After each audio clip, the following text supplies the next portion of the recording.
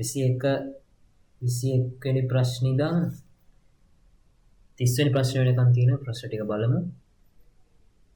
අරයි centimetre දෙකක් වූ සිහින් සැහැල්ල වෘත්තාකාර පුඩුවක් ද්‍රවයක මතු පිටට පෘෂ්ඨයට යන්තමින් පහළින් තබා ඇත. එම පුඩුව ද්‍රව මතු පිටින් ඉහළට ඇද ගැනීමට 0.04 නිව්ටන් බලයක් අවශ්‍ය වේ. ද්‍රවයේ පෘෂ්ඨිඝාතය කොපමණද? එතකොට වෘත්තාකාර පුඩුව තියෙන්නේ මේ විදිහට. සෙන්ටිමීටර් දෙකක් කරයක් තියෙන. එතකොට දැන් ද්‍රවයේ පටලයනේ දැන් ද්‍රව පටලය මගින් මෙතන පෘෂ්ඨ දෙකක් ස්පර්ශ කරනවා. එතන ද්‍රව පටලයක් තියෙනවා. ඒ ද්‍රව පටලයෙන් මේ පෘෂ්ඨය ස්පර්ශ කරනවා. හරි. එතකොට මේකේ ඉහළට දෙනවලු 0.04 නිව්ටන් බලයක්. ඒ බලය දීලා තමයි මේක යන්තමින් කැඩෙන්න කියන්නේ ඉහළට ඇද ගන්න. මේකට අවශ්‍ය දෙන බලය තමයි 0.04. එතකොට හැබැයි ඊට සමාන බලයක් පහළට ඇදගෙන ඉන්න පෘෂ්ඨිකාදති බලය. පෘෂ්ඨිකාදති බලය ගන්න F සමානයි T එක. එතකොට L කියන්නේ මෙයාගේ පරිමිතිය 2πr. පරිමිතිය 2πr. එතකොට හැබැයි මෙතන පෘෂ්ඨ දෙකක් ගෑවෙනවනේ. ඒ නිසා මේ වගේ ඩබල් තමයි තියෙන්නේ. ඒස් බලය සමාන වෙනවා මෙතන බලයට. ඒ කියන්නේ T වැඩි කිරීම දෙක වැඩි කිරීම 5 R ට සෙන්ටිමීටර් 2. ඒ වගේ දෙකක් සමානයි 0.04. එතකොට T ට එනවා මේක සුළු කරාම එකයට දෙකක් 5 නිව්ටන් මීටරයට කියලා. එතකොට උත්තරේ 4. ඒ කියන්නේ මේ වගේ පෘෂ්ඨ දෙකක් ස්පර්ශ කරනවා. හරි. ඒක දෙකෙන් වැඩි වෙනවා. එක මතගතව දෙකෙන් වැඩි කරන්න ඕනේ. එතකොට තමයි මේ උත්තරේ. ඊට පස්සේ බලන්න 22. 22 වෙනි ප්‍රශ්නේ.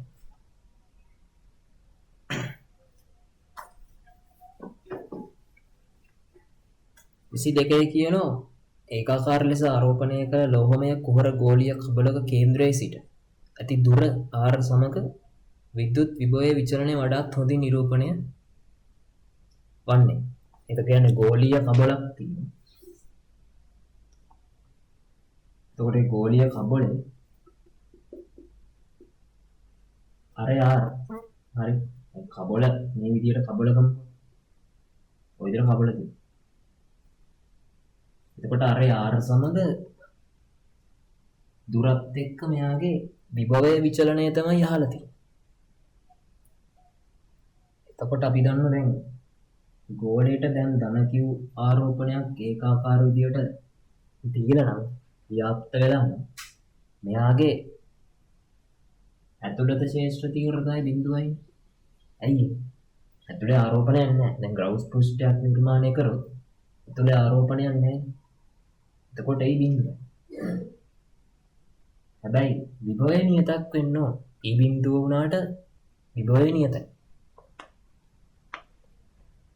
අපි දන්න විභවය ලියන්න 1/4 එප්සයිලන් නෝට් q බෙදීම r. එතකොට මේකේ ප්‍රස්ථාරය දැන් r වෙනකම්ම විභවය නියතයි. නියත වෙනවා ඊට පස්සේ කොහොමද අනන්තය කරා යන්නේ? ඔය විදිහට අනන්තය කරා යනවා. හරි. එතකොට ඒක ගන්න පුළුවන් උත්තරේ 22ට 2. දෙවෙනි උත්තරේ. ඊට පස්සේ බලන්න 23.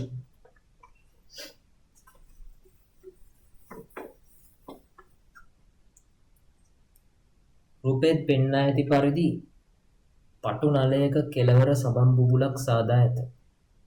පසු බුබුලේ අරය 2r දක්වා හිරණම් වීමට වාතයේ සමෝෂ්ණ ලෙස බුබුල තුලට පිබිලා නැති.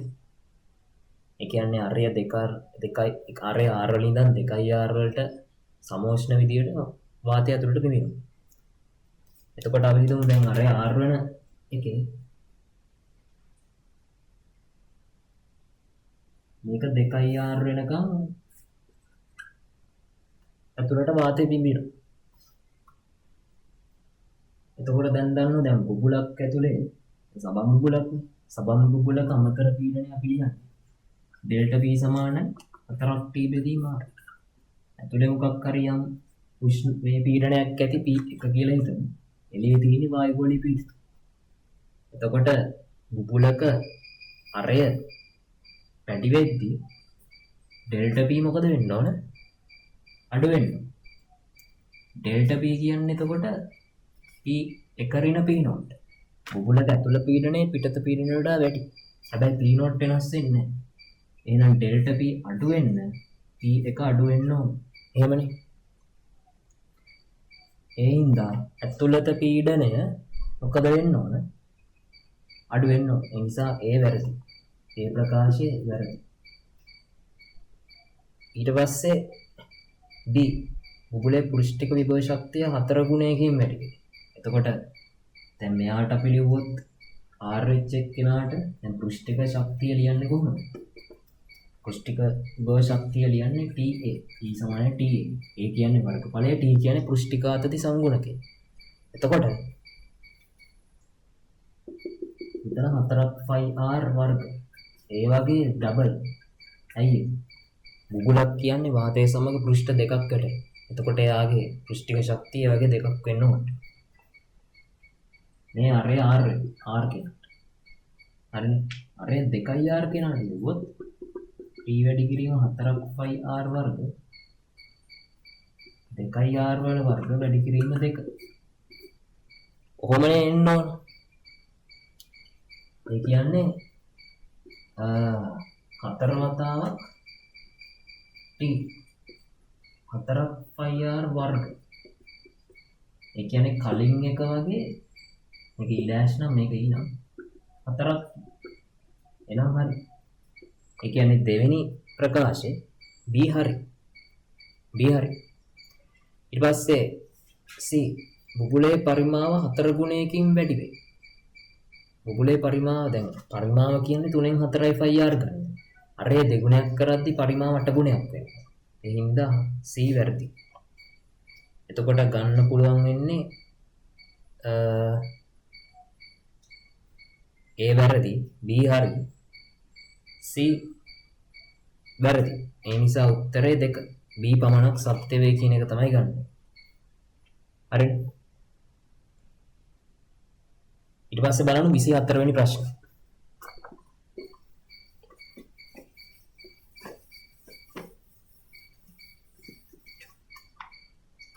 නියත උෂ්ණත්වයක පවත්වා ගනිමින් ඒකාකාර ලෝහ කම්බියක් කරහා අයි ධාරාවක් ගලයි. පහත දැක්වෙන කුමන ප්‍රස්ථාරයේ කම්බියේ අයි ධාරාව සමග කම්බියේ ශ්‍රමතා උත්සර්ජනය පීහි විචලනය වඩාත්ම හොඳින් නිරූපණය කරයිද? එතකොට නියත උෂ්ණත්වයක මෙහෙම ප්‍රතිරෝධයක් තියෙනවා කියලා හිතමු දැන්. කම්බියක අනිවාර්යෙන් ප්‍රතිරෝධයක් තියෙනවා. එතකොට ඒ ප්‍රතිරෝධය අපි ගමු R කියලා. දැන් ඊට පස්සේ T උෂ්ණත්වයේ නියත නම් ප්‍රතිරෝධය වෙනස් වෙන්නේ නැහැ. අපි දන්න ප්‍රතිරෝධය වෙනස් වෙනවා. උෂ්ණත්වයත් එක්ක මෙන්න මේ සම්බන්ධයට අනුව.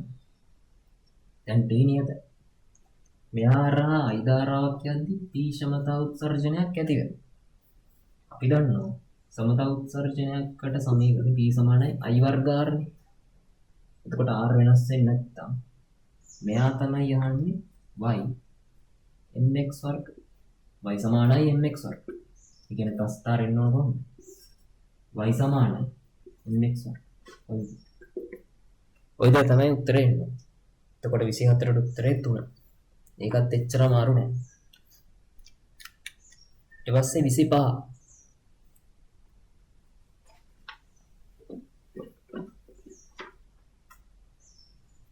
ස්පර්ශය පවතින තුනේ වීදුරු කාච දෙකක සංයුක්ත බලය ධන 3යි ඩයප්ටර් වේ.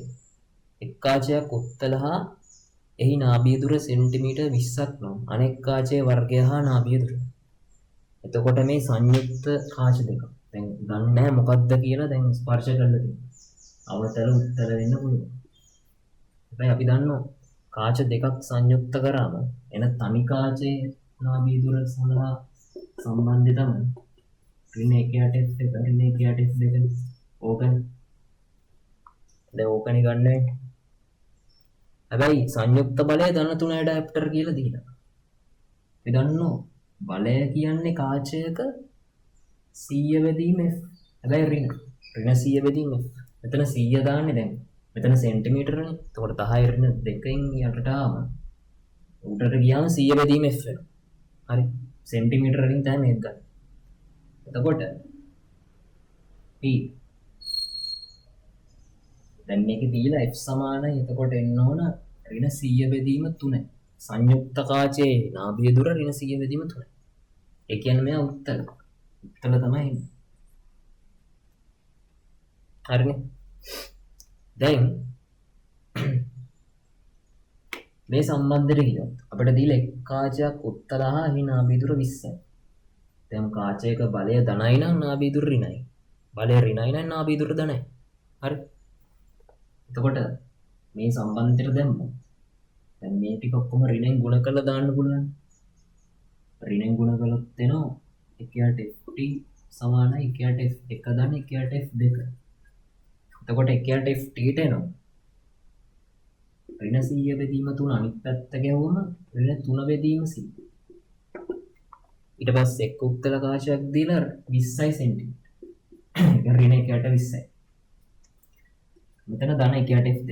දැන් මෙයාට එන උත්තරේ ලකුණත් එක්ක විශාලත්ව වෙනවා. ඒකෙන් අපිට ඒක කියන්න පුළුවන් උත්තරද අවතලද කියලා.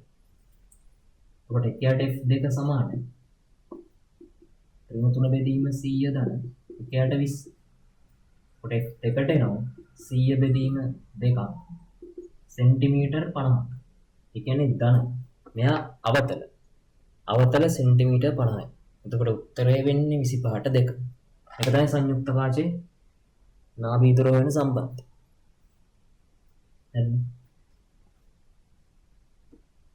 ඒකෙච්චර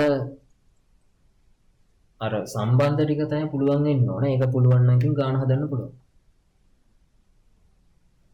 ඊට පස්සේ 26 බලන්න. 26 තියෙන්නේ විභවමාන. ඒ මග ගන්න මම.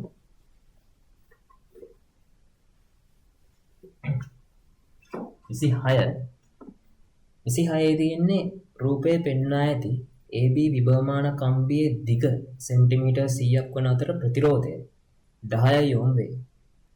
එය ආර ප්‍රතිරෝධයක් හා අභ්‍යන්තර ප්‍රතිරෝධයෙන් නොනැගිය හැකි. විදුත්ගාමක බලය 2 වෝල්ට්. කෝෂයක් සමග ශ්‍රේණිගතව සම්බන්ධ කොට ඇත. එය කුඩා 10 මිලිවෝල්ට් විදුත්ගාමක බල ප්‍රභවයක් සහිත සම්තුලන දිග සෙන්ටිමීටර් 40ක් වන බව සොයා ගන්නා ලදී. ආර්යකය.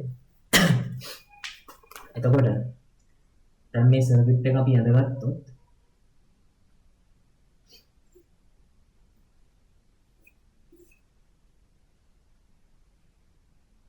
දැන් විදුත්ගාමක බලය හොයන්න ඕන කෙනා දාන්නේ මෙතනට. මේ ටික තමයි ඔය සෙන්ටිමීටර් 40ක් කියලා දීලා තියෙන්නේ. මේ ටික 10යි මිලිවෝල්ට්. දැන් මට කියන්න දැන් සම්තුලන අවස්ථාවේදී කරන්ට් එක යන්නේ මේ හරහා කරන්ට් එකක් යනවා. කරන්ට් එකක් යන්නේ. කරන්ට් එකක් කියන්නේ නැත්තම් මොකද ගැලනෝමීටරේ කටුව බිඳුවේ තියෙන්නේ. කියන්නේ කරන්ට් එකක් යන්නේ නැහැ. සම්තුලනය වෙලා. කරන්ට් එකක් කියන්නේ නැත්තම් මේ කෝෂය හරහා කරන්ට් එකක් යන්නේ නැත්තම් කෝෂයේ හදිසියවත් අභ්‍යන්තර ප්‍රතිරෝධයක් තිබ්බනම් එයා ලුහුවත් වෙනව නේද? වැඩක් නැහැ. එතකොට කරන්ට් එකක් කියන්නේ නැත්නම් අපි දන්න කෝෂයක අග්‍රතර විභවාන්තරය කියන්නේ V සමානයි E ඍණ IR. E ඍණ IR. V සමානයි E ඍණ IR. I බිඳුවක් නම් V සමානයි E. ඒ කියන්නේ කෙලින්ම විද්‍යුත්කාමක බලය කෙලින්ම විභවමානයේ දෙකලවර විභවාන්තරයට සමානයි. එහෙනම් අපි දන්නවා ඒක විභවමානයේ පැත්තෙන් ලිව්වොත් E කියන්නේ KL. K කියන්නේ මොකක්ද? විභවානුක්‍රමණය. L කියන්නේ සම්තුලන දිග. එහෙනම් අපි E දන්නවා 10යි. විද්‍යාරණ 3. දැන් K කියනවා මෙයා 2යි වෝල්ට්. මෙයා කැපිටල් R.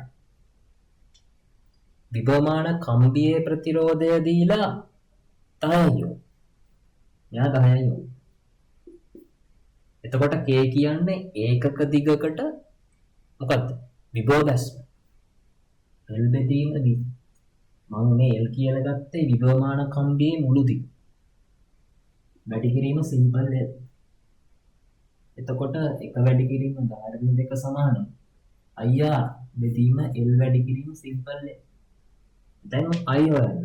දැන් අපි දාන්නේ මේක B සමානයි IR විභවමාන කම්බිය.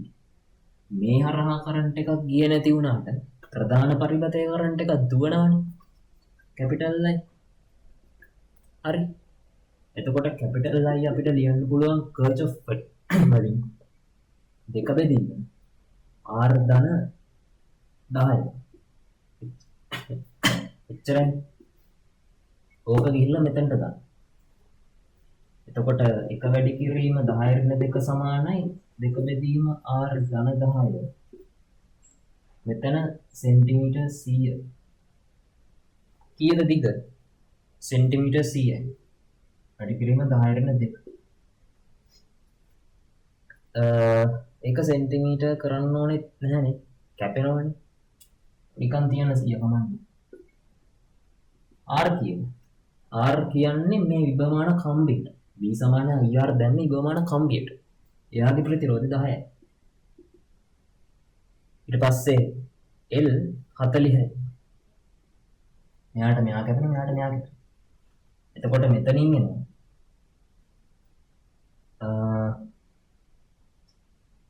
R වැඩි කිරීම 10 ඍණ 2 ධන 0.1 සමානයි 8යි.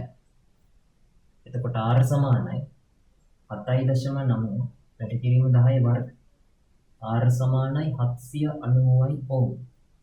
790ක් කියනවා. ඒ කියන්නේ උත්තරේ 1. 26ට උත්තරේ 1. තේරුණාද? ඒ ගත්ත විදිහ. සම්තුලනයට කරන්ට් එකක් කියන්නේ නැහැ. හරිනේ. හරි. ඊට පස්සේ බලමු 27 වෙනි ප්‍රශ්නේ.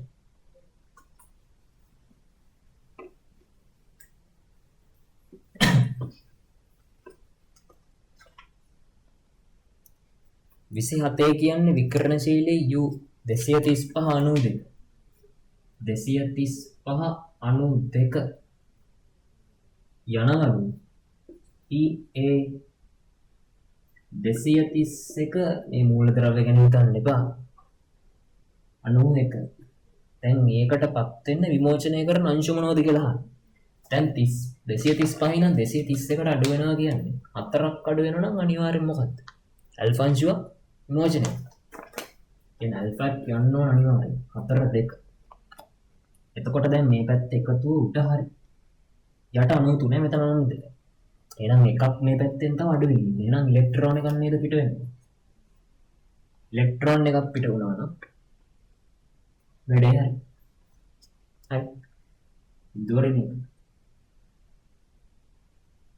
එතකොට ගන්න වෙන්නේ එකට 27ට එක් ඇල්ෆා අංශුවක් සහ එක් ඉලෙක්ට්‍රෝනයක්. එතකොට 27ට උත්තරය මොකක්ද? පළවෙනි උත්තරය. ඊට පස්සේ බලමු 28.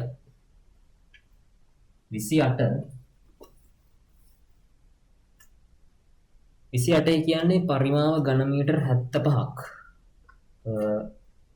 වන සංවෘත කාමරයක් තුළ වාතයේ නිරපේක්ෂ ආර්ද්‍රතාවය 0.04යි වන අතර සාපේක්ෂ ආර්ද්‍රතාවය 75ක් වේ.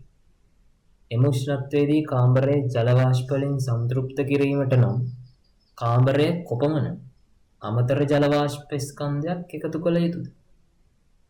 එතකොට දැන් මේක වාෂ්ප පාඩම ගන්න කියන්නේ. එතකොට සාපේක්ෂ ආර්ද්‍රතාවය කියන්නේ මොකද්ද? දැන් අපි හිතමු මොකක් හරි සංවෘත වාජනයක් තියෙනවා නම් නාගේ සාපේක්ෂ ආර්ද්‍රතාව කියන්නේ RH. අපි හිතමු දැනට මෙයාගේ වාජනය ඇතුලේ තියෙනවා m0 ජල වාෂ්ප ස්කන්ධය.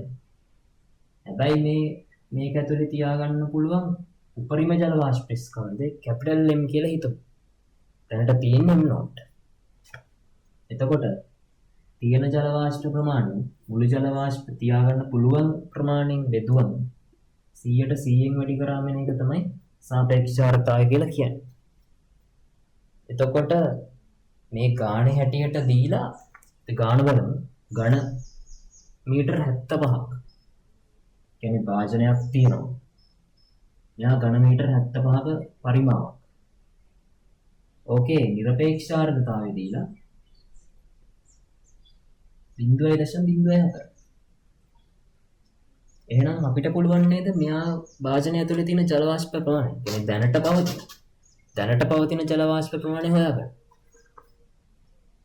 M not කියලා කියන්නේ 75 වැඩි කිරීම 4 වැඩි කිරීම 10 ඍණ 2. ඔන්න ජල වාෂ්ප ස්කන්ධය. ඊට පස්සේ සාපේක්ෂ ආර්ද්‍රතාවය 75ක් නම් සම්තෘප්ත කරන කියන්නේ 100ට 100ට කොපමණ ජල වාෂ්ප ප්‍රමාණයක් තව එකතු කරන්න ඕනේ. අපි බලමු දැන් සම්තෘප්ත කරන්න ඕන නම් තියෙන්න ඕනේ. කියන්නේ උපරිමව තියාගන්න පුළුවන් ජල වාෂ්ප ස්කන්ධය බලමු. ඒකට සාපේක්ෂ ආර්ද්‍රතාවය 100ට මේ සමීකරණයට දාන්න 75 බෙදීම 100 සමානයි 75 වැඩි කිරීම 4 වැඩි කිරීම 10 ඍණ 2ක් බෙදීම m. එතකොට m හෙව්වම එනවා මෙතනට 75 කැපුණා කිලෝග්‍රෑම් 4ක්. තියාගන්න පුළුවන් 4ක්. හැබැයි දැනට තියෙන්නේ කොච්චරද? m not එන්නේ කීයද? 75 4ක් 3යි කිලෝග්‍රෑම්. m not 3යි කිලෝ. හැබැයි තියාගන්න පුළුවන් 4ක්. එහෙනම් සම්ප්‍රයුක්ත කරන්න 4ක් ඕන නම් තියෙන්නේ 3ක් නම් තව කීයක් දාන්න? කිලෝග්‍රෑම් 1. එතකොට 28ට උත්තරේ 3. 28ට උත්තරේ 3. ඊට පස්සේ බලන්න 29.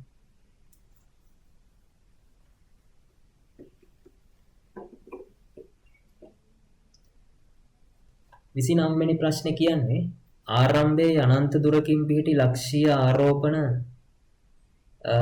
3ක් සමපාද ත්‍රිකෝණ ශීර්ෂ කරා ගෙන එන ලදී. ඒවයින් ආරෝපණ දෙකක ආරෝපණ ධන q බැගින් වේ. ත්‍රිකෝණයේ ශීර්ෂ වලට ආරෝපණ 3 ගැනීමේදී විද්‍යුත් ශ්‍රේෂ්ඨය මගින් කරන සම්පූර්ණ කාර්යය ශුන්‍ය වීමට නම් තෙවන ආරෝපණයේ අගය කුමක් විය යුතුද? ඒ කියන්නේ අපි දන්න දැන් අනන්තයේ ඉන්න ලක්ෂීය ආරෝපණයක් ගෙනාවට පස්සේ දැන් මේ පිහිටුමට අදාළ විභවය අපි ලියන්නේ එකට 4ක් පයි එප්සයිලන් නොට් q බෙදීම r. හරි. කරි r දුර.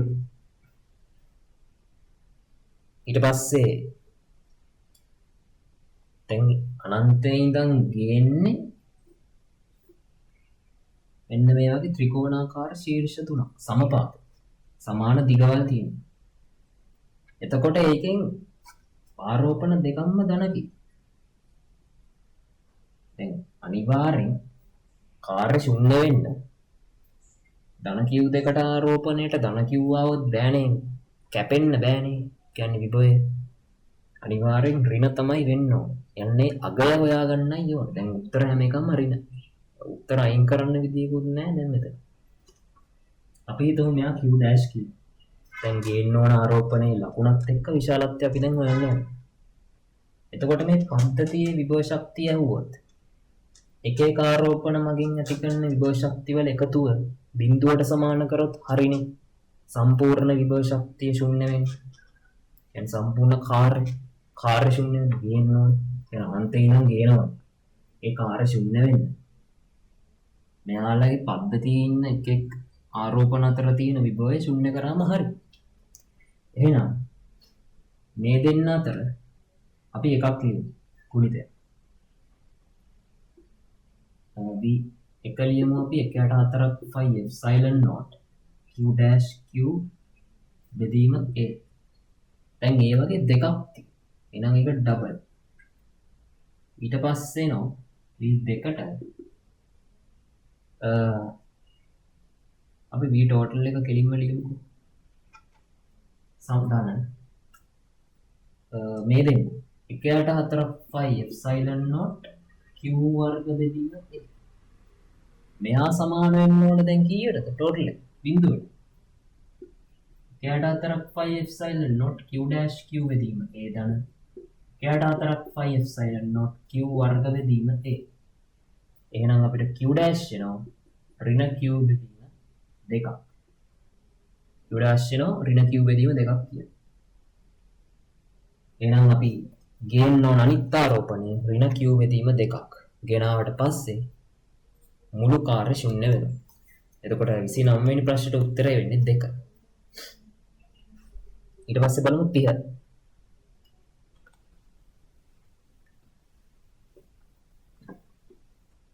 30 වෙනි ප්‍රශ්නේ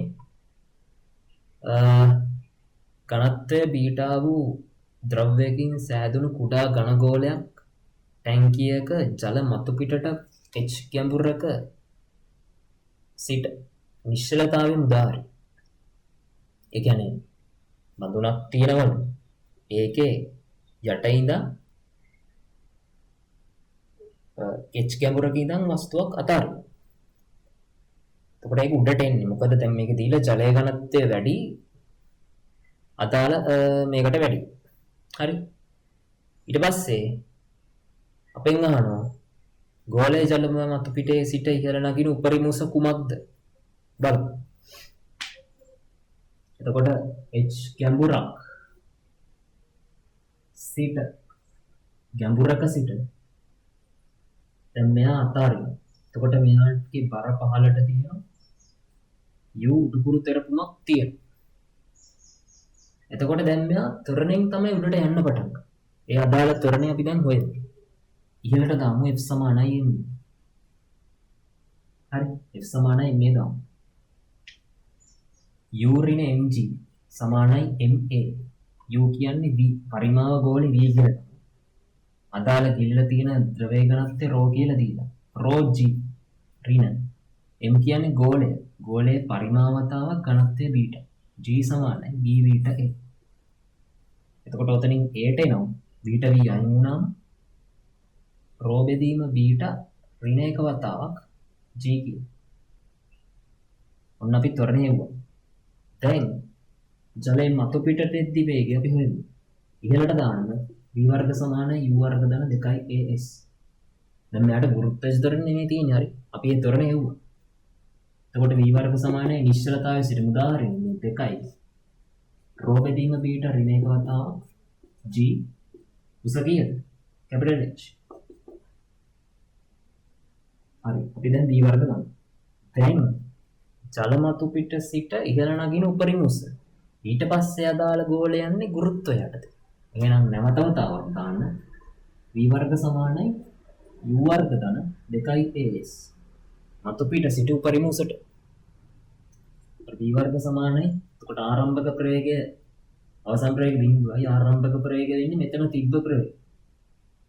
2 ρ බෙදීම බීටා ඍණ එක වතාවක් g h. වැඩි කිරීම